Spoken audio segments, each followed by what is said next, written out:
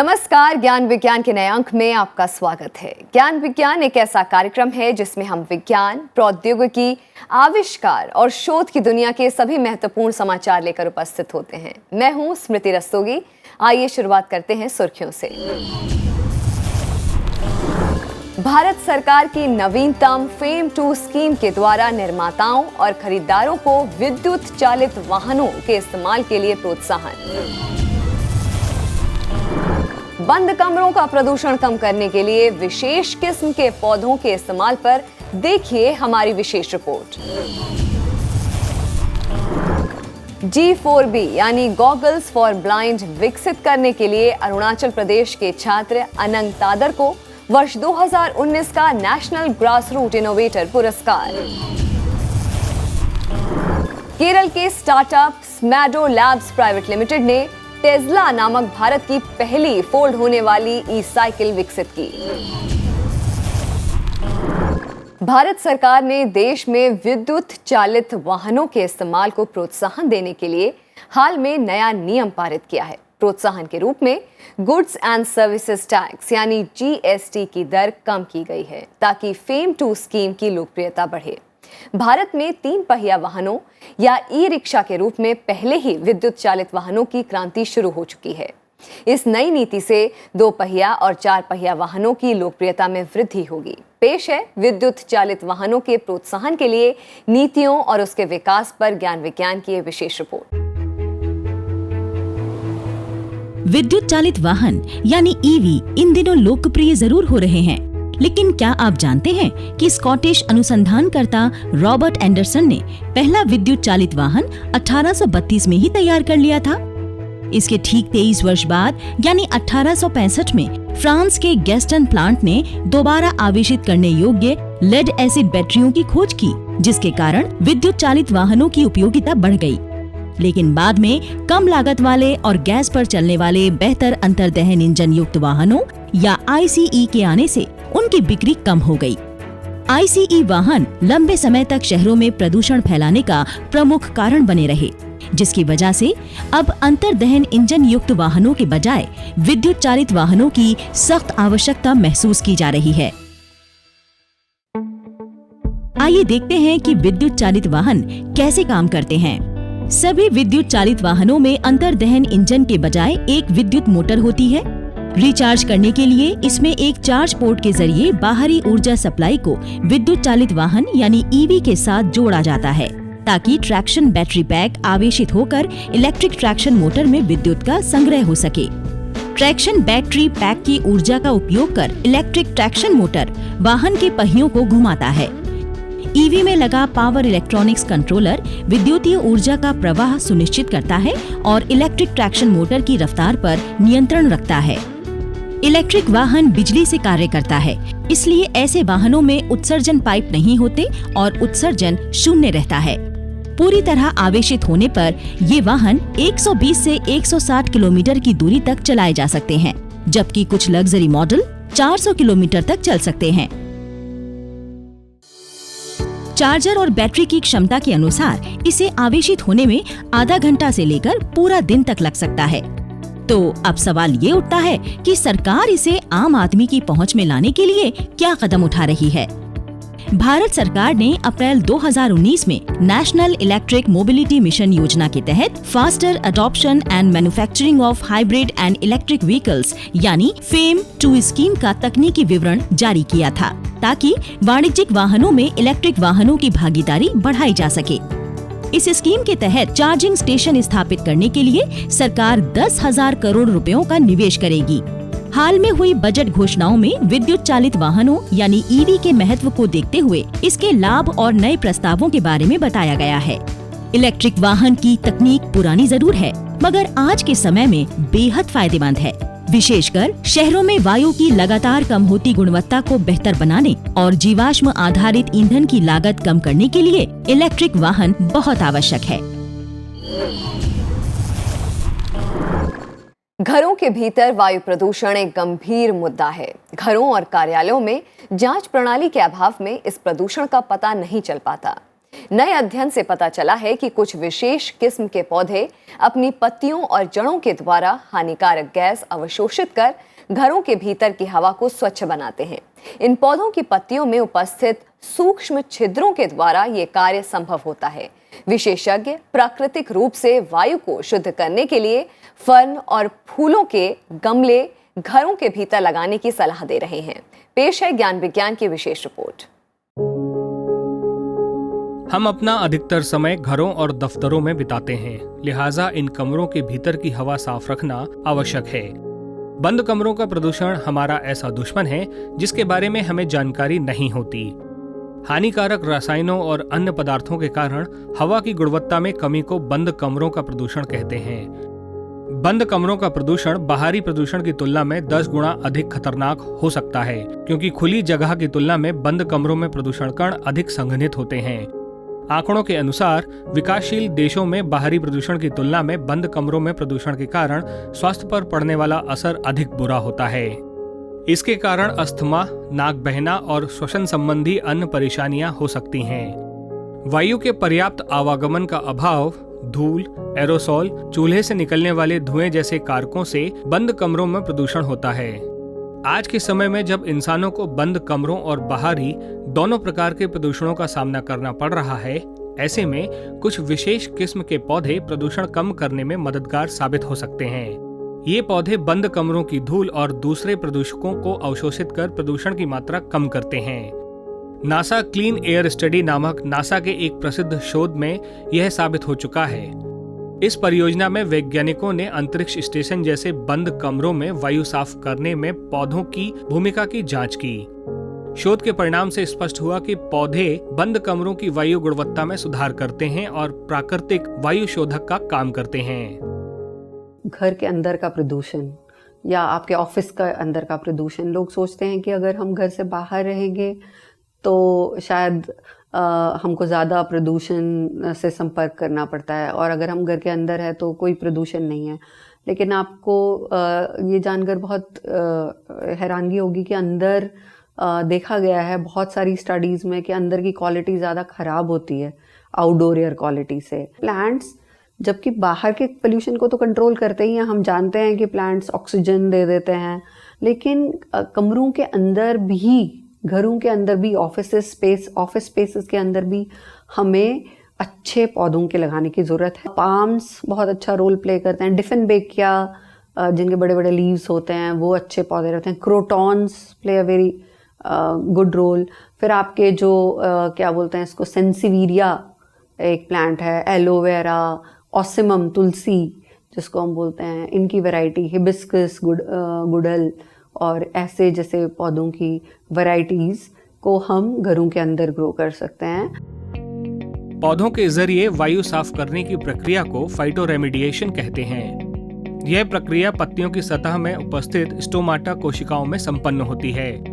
इन कोशिकाओं में सूक्ष्म छिद्र होते हैं जो बंद कमरों की धूल और अन्य गैसों को अवशोषित करते हैं। हवा शुद्ध करने के उद्देश्य से बंद कमरों में इस्तेमाल किए जाने वाले पौधे हैं areca palm, English ivy, Indian basil यानी तुलसी, अजालिया, स्नेक प्लांट और वीपिंग फिग। इन पौधों के जरिए आमतौर पर बंद कमरों में पाए जाने वाले बेंजीन और फॉर्मल्डिहाइड जैसे हानिकारक रसायन भी निष्क्रिय हो जाते हैं।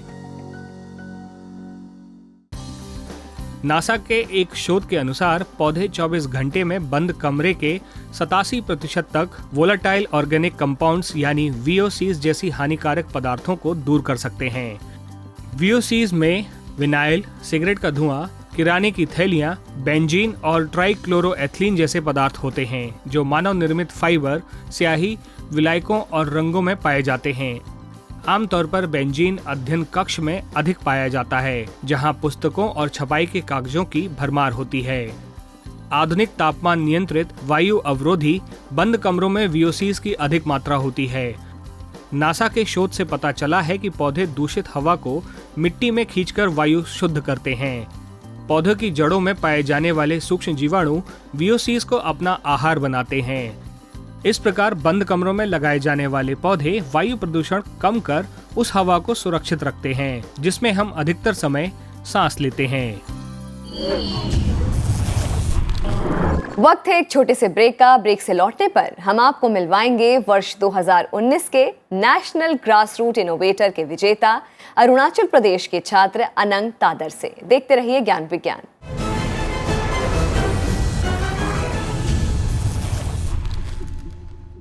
रोजमर्रा के जीवन को आसान बनाने में नई तकनीक का महत्वपूर्ण योगदान होता है। इसकी उपयोगिता को ध्यान में रखते हुए अरुणाचल प्रदेश के छात्र अनंग तादर ने G4B यानी गॉगल्स फॉर ब्लाइंड नाम की एक नई तकनीक विकसित की है। इस तकनीक को विकसित करने के लिए उन्होंने चमगादड़ों द्वारा इस्तेमाल की जाने वाली प्रतिध्वनि के सिद्धांत से प्रेरणा ली। अनंग ने इस तकनीक की मदद से नेत्रहीनों को सुरक्षित रूप से चलने फिरने के लिए एक चश्मे का आविष्कार किया है। इस बेहतरीन नवाचार के लिए माननीय राष्ट्रपति श्री रामनाथ कोविंद ने अनंग को वर्ष 2019 के national grass roots innovator award से सम्मानित किया। ज्ञान विज्ञान की टीम ने इस मेधावी छात्र से मुलाकात कर उनके नवाचार के बारे में विस्तार से जानकारी प्राप्त की। आंखें हमारे शरीर का एक संवेदनशील अंग है। इनकी मदद से ही हम इस खूबसूरत दुनिया को देख पाने में सक्षम हैं और इन्हीं की मदद से हम अपनी दिनचर्या को पूरी करते हैं। हमारी आंखें और दिमाग एक साथ काम करते हैं, जिससे हम प्रकाश, रंग और अन्य चीजों को देख पाते हैं। आंख कॉर्निया, आइरिस, लेंस और रेटिना से बनी होती है। ये सभी प्रकाश और चित्रों पर ध्यान केंद्रित करने के लिए एक साथ काम करते हैं। किसी भी चीज को देखने के लिए हमारी आंखें ऑप्टिक नसों की मदद से मस्तिष्क को संकेत भेजने का काम करती हैं। इन संकेतों की मदद से देखे जाने वाली चीज की एक छवि बनती है और हम वस्तुओं को बिल्कुल वैसे ही देख पाने में सक्षम होते हैं जैसे कि असल में वो चीजें होती हैं।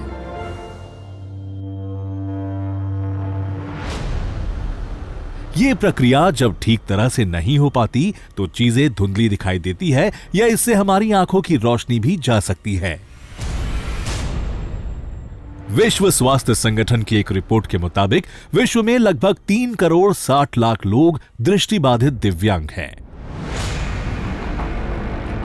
किसी दृष्टिबाधित दिव्यांग के लिए अकेले यात्रा करना बहुत ही मुश्किल काम है। बिजली के खंभे, मार्ग में दिशा निर्देश बोर्ड, सड़कों पर दौड़ते वाहन और मेन होल जैसे चीजें उनके लिए काफी बड़ी समस्या बन जाती है। ऐसे इंसान के लिए भले ही चलने में मददगार साधारण और स्मार्ट छड़ी मदद के लिए उपलब्ध है, लेकिन इनसे केवल जमीन पर आने वाली बाधाओं का ही पता लग सकता है। कमर से ऊपर के स्तर पर आने वाली परेशानियां अभी तक ऐसे लोगों के लिए बाधा बनी हुई है। इस समस्या ने अरुणाचल प्रदेश के एक युवा छात्र अनंग तादर का ध्यान अपनी तरफ खींचा और उन्होंने G4B यानी गॉगल्स फॉर ब्लाइंड नामक स्मार्ट गॉगल्स यानी चश्मे का विकास कर दिखाया। उनका ये चश्मा कमर से ऊपर के स्तर पर आने वाली बाधाओं का पता लगा सकता है और दृष्टिबाधित व्यक्ति को सचेत कर सकता है। इस नवाचार के लिए उन्हें भारत के माननीय राष्ट्रपति श्री रामनाथ कोविंद द्वारा 10वें राष्ट्रीय तृणमूल नवप्रवर्तन पुरस्कार 2019 से सम्मानित किया गया है। गूगल में अल्ट्रासाउंड सेंसर लगा हुआ है जो सेम अल्ट्रासाउंड फ्रीक्वेंसी वेव्स देखता है और कोई अगर ऑब्जेक्ट आगे हो तो उसे टकरा के वापस आता है। और ऑन बोर्ड माइक्रो प्रोसेसर जो है, कंप्यूटर जो चश्मा में जो कंप्यूटर लगा है, वो कंप्यूटर जो जितना वहाँ का एको को एनालाइज करने के बाद दूरी का पता चलता है और पहनने वाला को अलर्ट करता है वाइब्रेशन का थ्रू या फिर एक आवाज़ का थ्रू अलर्ट करता है कि आगे कोई ऑब्स्टेकल्स है। अनंग ने एको लोकेशन के सिद्धांत से प्रेरणा ली। चमगादड़ नेविगेट करने और अंधेरे में भोजन तलाशने के लिए एको लोकेशन के सिद्धांत का उपयोग करते हैं। एको लोकेट करने के लिए चमगादड़ मुंह या नाक से ध्वनि तरंगे निकालते हैं। जब ये ध्वनि तरंगे किसी वस्तु से टकराती है तो वे प्रतिध्वनि पैदा करती है। किसी चीज से टकराने पर ध्वनि वापस लौटती है और प्रतिध्वनि बनकर चमगादड़ के कानों को सुनाई देती है। इसी सिद्धांत पर उन्होंने स्मार्ट चश्मे का विकास किया। ये चश्मा 2 मीटर की परिधि में आने वाली बाधाओं का पता लगा सकता है। G4B चश्मे में 2 सेंसर होते हैं जिनसे अल्ट्रासाउंड तरंगे निकलती है। किसी अवरोध को पहचानने के बाद अल्ट्रासाउंड तरंगों की प्रतिध्वनि वापस लौटती है। चश्मे में लगे सेंसर इन तरंगों को पकड़ लेते हैं और व्यक्ति को चेतावनी देने के लिए चश्मे से एक बीप की ध्वनि निकलती है और कंपन होता है। चश्मे में दाएं और बाएं तरफ लगे सेंसर अगर काम न करे तो चश्मे के बीच में एक इंफ्रारेड सेंसर भी लगा हुआ है जो सामने आने वाले अवरोधों की पहचान कर प्रतिक्रिया देता है। चश्मे में हाई इलेक्ट्रोसोनिक ट्रांसमीटर, रिसीवर और एक माइक्रो प्रोसेसर लगा है। चश्मे में बाएं, दाएं और बीच में लगे सेंसर से कंपन होता है। किसी वस्तु या अवरोध के करीब आते ही कंपन तेज हो जाता है। अनंग ने अब तक इन चश्मों के 3 प्रोटोटाइप बनाए हैं। इस युवा इनोवेटर को राष्ट्रीय नव प्रवर्तन प्रतिष्ठान और अरुणाचल प्रदेश की सरकार वित्तीय सहायता प्रदान कर रही है। यूनिसेफ ने भी उनके आविष्कार को बढ़ावा देने और उन्हें इस नवाचार के लिए बाजार उपलब्ध करवाने में मदद देने का आश्वासन दिया है। इस तरह के नवाचार हमारे देश की युवा प्रतिभाओं में संवेदनशीलता, रचनात्मकता और नव प्रवर्तनशील जिज्ञासा को उजागर करते हैं।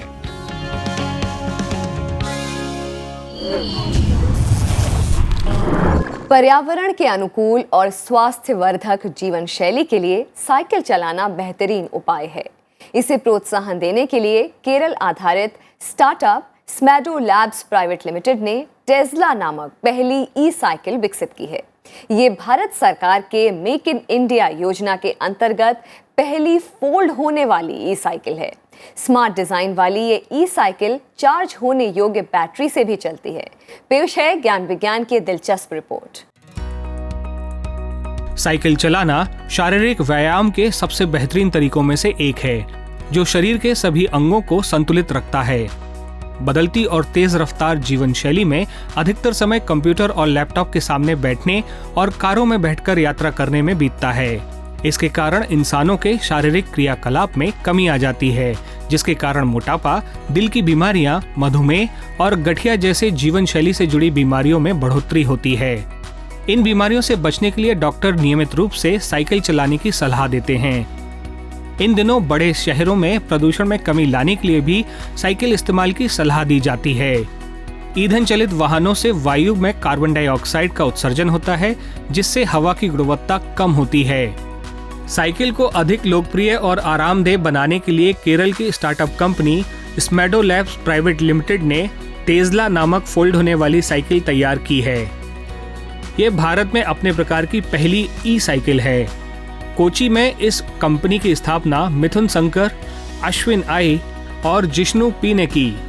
ये कंपनी कोच्चि के मेकर गांव में स्थित है, जो भारत के सबसे अधिक इलेक्ट्रॉनिक उपकरण बनाने वाली जगहों में से एक है।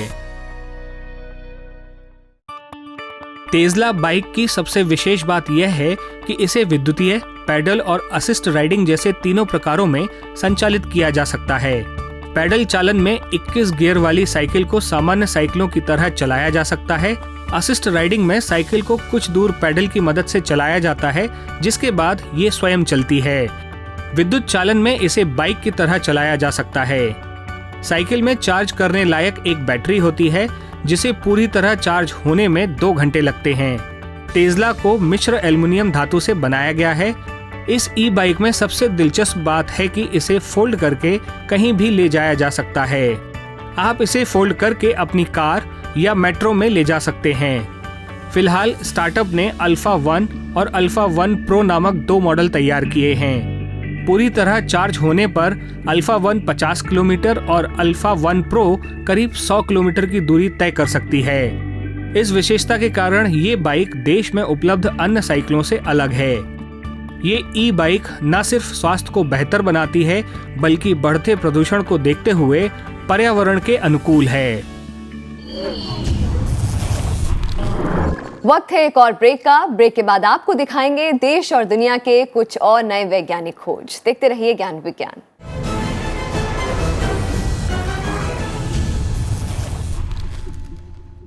ब्रेक के बाद आपका स्वागत है और आइए अब तेज रफ्तार से नजर डालते हैं देश और दुनिया की कुछ और दिलचस्प वैज्ञानिक गतिविधियों पर। चंद्रमा पर भारत का दूसरा अभियान चंद्रयान 2 20 अगस्त को सफलतापूर्वक चंद्रमा की कक्षा में प्रवेश कर गया। अभियान का ये चरण काफी महत्वपूर्ण था। अंतरिक्ष में 30 दिन की यात्रा के बाद उपग्रह ने चंद्रमा की कक्षा में प्रवेश किया। भारतीय अंतरिक्ष अनुसंधान संगठन यानी इसरो ने ये उपग्रह 22 जुलाई को श्रीहरिकोटा के सतीश धवन अंतरिक्ष केंद्र से प्रक्षेपित किया था।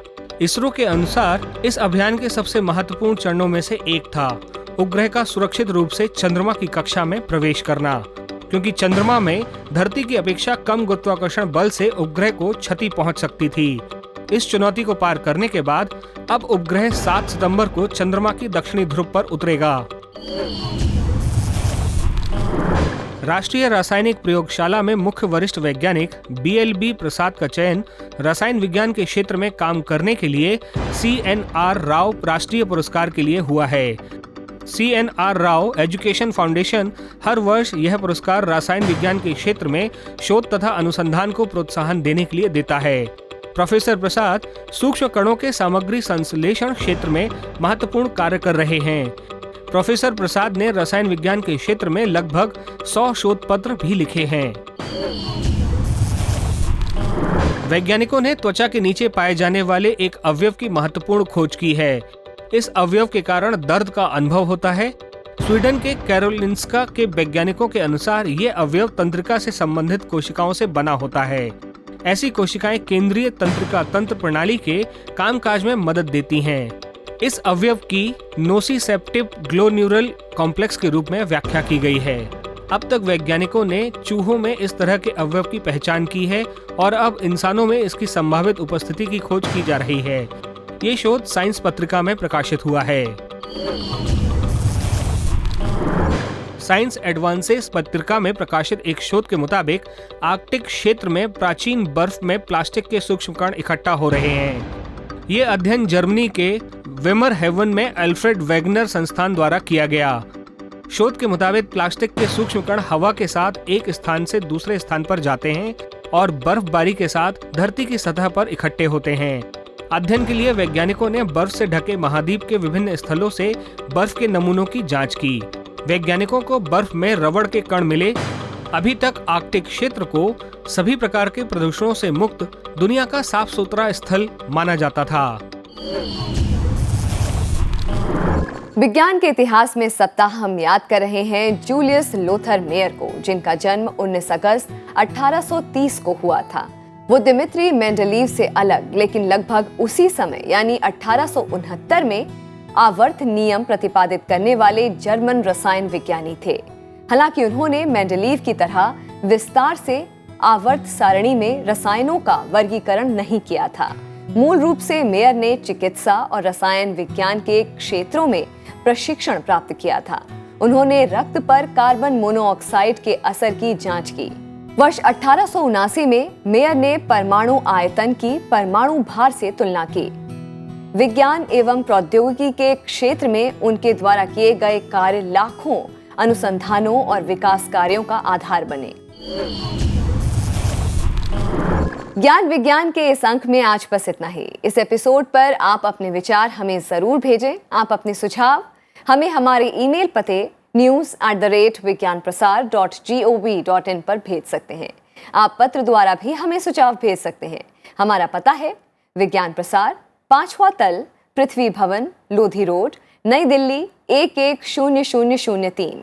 अगले सप्ताह हम फिर मिलेंगे विज्ञान की नई खोज, आविष्कार और समाचारों के साथ। तब तक के लिए नमस्कार।